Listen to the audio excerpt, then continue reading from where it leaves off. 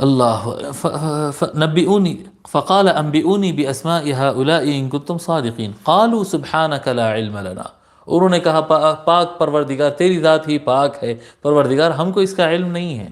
یہ جو چیزیں تو پوچھ رہا ہے کہ اس کا نام کیا ہے، اس کا نام کیا ہے، علم۔ دیکھو اللہ تبارک و تعالی انسان کے اندر بہت سارے چیزیں پیدا کیا، بہت سارے اوصاف پیدا کیا ہے، لیکن جب چیلنج دینا تھا، یعنی فرشتوں کو چیلنج دینا تھا، اور فرشتے یقینی بات ہے کہ باقی مخلوقات میں سب سے اعلیٰ ہے انسانوں کے بعد، طبعاً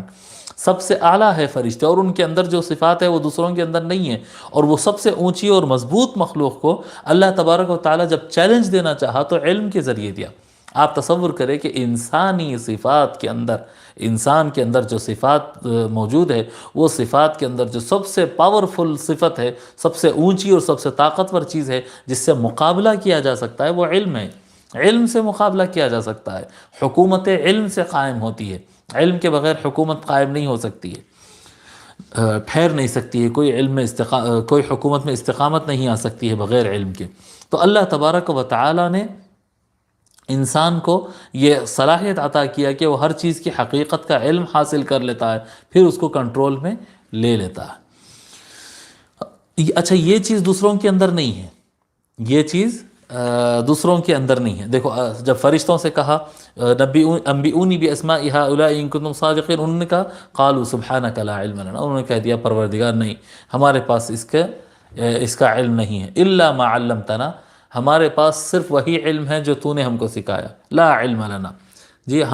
ہمارے پاس کوئی علم نہیں ہے سوائے اس کی کہ جو ہم کو تو نے عطا کیا۔ انک انت العلیم الحکیم، بے شک تو ہی علم رکھنے والا ہے اور بے شک تو ہی حکمت رکھنے والا، انک بے شک تو ہی، انت تو، العلیم علم رکھنے والا، الحکیم حکمت رکھنے والا، بے شک تو ہی علم رکھنے والا ہے، یعنی حضرت آدم علیہ السلام کی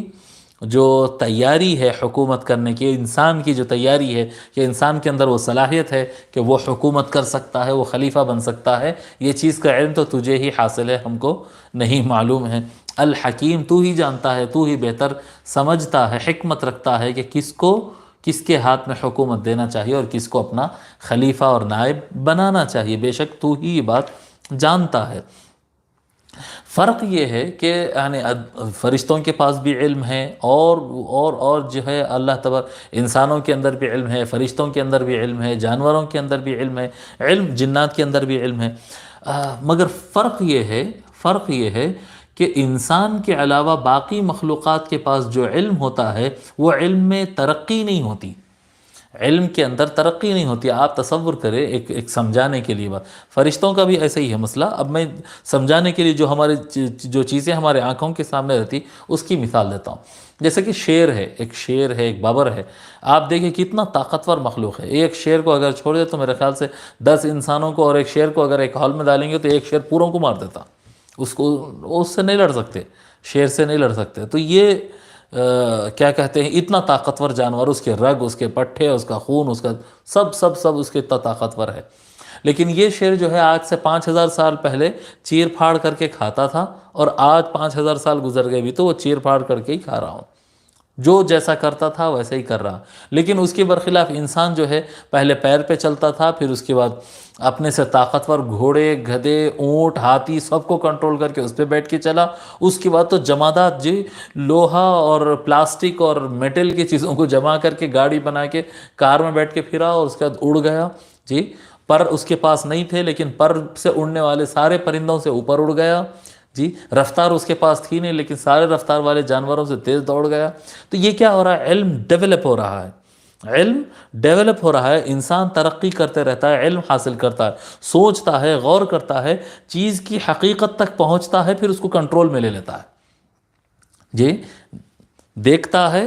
غور کرتا ہے، اور غور کر کے اس کی حقیقت تک پہنچتا ہے، اور اس کی حقیقت، جتنی حقیقت اس کے اوپر کھلتی گئی اتنا زیادہ اس کو کنٹرول کرتے چلے جاتا ہے، اور کنٹرول کر کے اس کو اپنی خدمت کے لیے مقرر کر دیتا ہے۔ لوہا بھی انسان کی خدمت کر رہا ہے، پتھر بھی انسان کی خدمت کر رہا ہے، سونا بھی انسان کی خدمت کر رہا ہے، جانور بھی انسان کی خدمت کر رہا ہے، ساری چیزیں انسان کی خدمت کر رہے ہیں، درخت ہو، کپڑا ہو، جو ہو، ہر چیز انسان کی خدمت کر رہا ہے۔ تو یہ خدمت یعنی انسان اپنا خادم کیسا بنا رہا ہے ان کو، علم کے ذریعے، وہ چیز کیا ہے،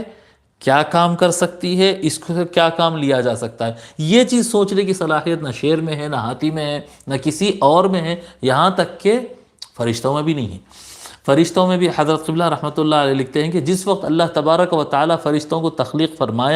فرماتا ہے، اسی وقت ان کے اندر کتنا علم ہونا چاہیے وہ ان کے اندر ڈال دیتا ہے، بس وہی علم کے ساتھ وہ لوگ کام کرتے رہتے ہیں۔ اب ان کو آگے سوچنا، غور کرنا، نکالنا، کنٹرول لینا، یہ صلاحیت ان کے اندر نہیں ہوتی ہے، اور یہ صلاحیت صرف اور صرف انسان کے اندر ہے۔ پھر اللہ تبارک و تعالیٰ فرماتا ہے قال یا آدم، جب فرشتوں نے کہا کہ بے شک مولا تو ہی جانتا ہے، تو ہی سمجھ رکھتا ہے، ہمارے پاس علم و حکمت تیرے پاس ہی ہے، ہم کو کچھ نہیں معلوم،